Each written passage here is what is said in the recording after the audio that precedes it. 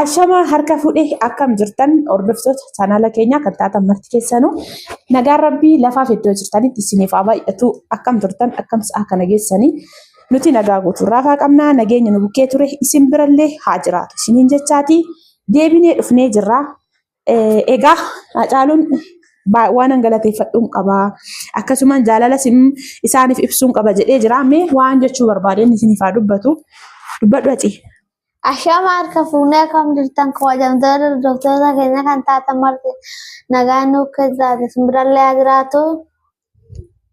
Galatooma warri koomantii jalatti na eebbisanii mucaa akka keetii nuuf haa kennu jettanii waaqa isinii haa kennu. Ani isinii kennuu beeku. Rabbiin namaa kenna namaa jedhiin. Rabbiin namaa kenna malee namni namaa hin kennu.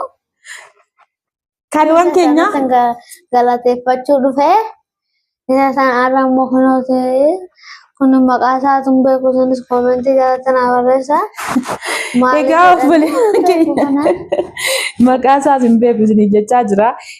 Wanti kun hin beekta yoo ta'e namoonni baay'een akka aadaa Wallaggaatti beekamaadha. Wanti kun gosa lama ani hin beeku akka keenyatti nama kana nuu fidee amma osoo hin taane waan fide kana akkamitti akka hojjetamu nu hojjetee galgala yoo inni mijeessee qopheessee isiniif dhiyeessina. Walumaa galatti obboleettii tunu fidee dhufee anaaf obboleettiitti hin beeku. Mee hundaa'uun gaafin isinirraa qaba. Namni tokko jechuun akka aadaa Oromootitti aniif isheen amma maalitti walii oolloon isin jedhee isheenii abbaan manaa ishee Isaayyaasiif obboleessaa isaan obbolaan immoo obbolaa jedhamna moo yookaas jecha biraatitti hiikaa maalii qaba? Kuniif gaafii guddaan isinirra qaba.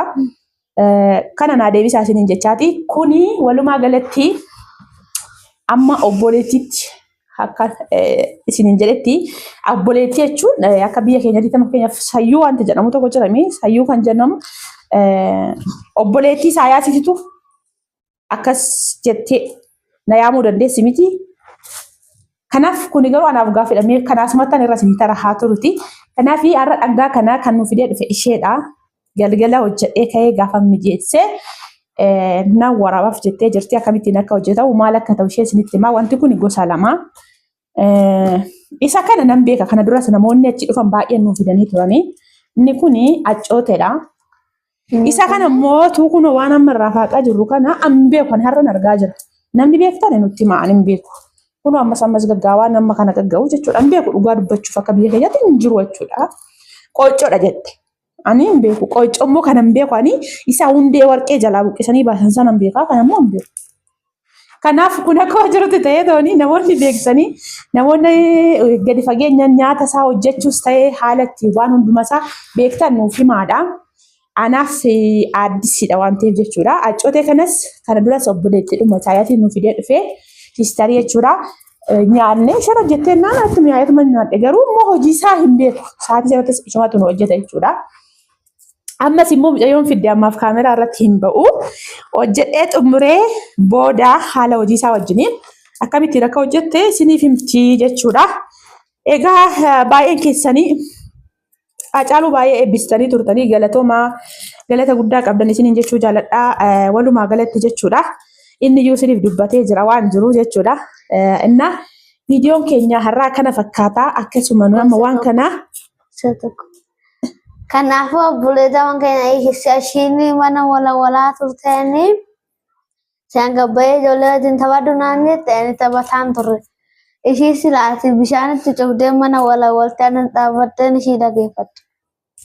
Isaan as walitti lixee maal taphattee dhuftee naan jette. Waan kaleessa godhe isinitti maara. Soba ishee akka ishii sobde kan ilaali. Isobne koo kaleessa biraankii irratti hojjedhee miti hiree amma naannoo Oromoo jira argaa jirtanii an biraankii irratti hojjedhe garuu hin sobne. Sun akkuma jirutti ta'ee ta'u immoo kana caala gana biraankii guddaa asirratti dalagaa amma kana booda kana beeki. Abbaa irratti walirratti dalagu immoo yoo na asirratti hin dalagin. Hin agarta. Maal jechaa ture beektanii siistarii kan koo ishee hin dhufti biyyaa isin hin jedhetu guyyaa kanaan dhufa jettee nu bilbilu. Waaqayyo jedhe immoo ganaan asitti ishee juujessaan biraankii ishee irratti hojjedhaadha. Isheen unkaan kan biraankii irratti hojjetanii mitiiti. Kaameraa jaallaluu fi jaalattu jechuudha.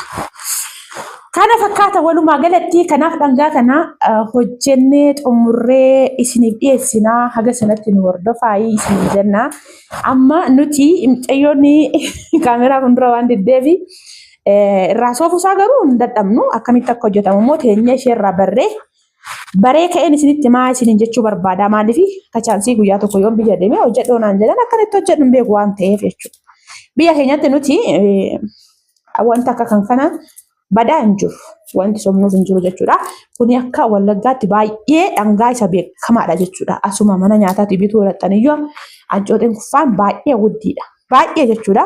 Inni immoo asitti hin argamu darbee jechuudha. Wanti keessattuu inni amma isheen fidde kun jechuudha. Qooccoon kuni jira jedhu garuu burraayyuu jira jedhan. Asin jiru burraayyuudha kan yeroo baay'ee jira jedhu. Kanaaf wanti hin beeku hin jiru. Isiniin jechuu barbaada kana fakkaataa. Haga bishaatee isin bira ga'utti nagaan nu eegaa. Dhumni isaa immoo akkamittiin akka bareedu maal akka ta'e walumaan ilaaluuf jirra. Har'aaf isa kana hojjechuuf jirti. Isa qoccoo jette kana jechuudha. Kun akkasii isinitti qabee ilaala. Keessi isaan daa'uun foon hin fakkaatu. Foon diimataa fi adii wal keessa makama waan akkasii fakkaata. Kanaaf warri nyaatanii beektan hin beektan nama isaa. Warri hin beekne garuu akkuma koo kana gaafadhaa bara. Ala kan ishiin bareedu kan kootu bareedu. Gaafiin isa jalqaba isin gaafadde garuu naa deebisaa isiniin eega komentii jalatti maal aniif isheen maal walii taana maal jedhamna yookaas immoo maqaatti yeroo yaamamnu maal jedhama. Maaliif akkuma naannawaatti gargari maqaanis immoo haalli maqaa moggaasaatti adda waan ta'eef isin biratti immoo maal jedhama mee isin immoo waan isin biratti jedhamu nutti himaa. Waa tokko waan hin beekne walirraa barachuun dirqama waan ta'eef jechuudha. Kana fakkaata.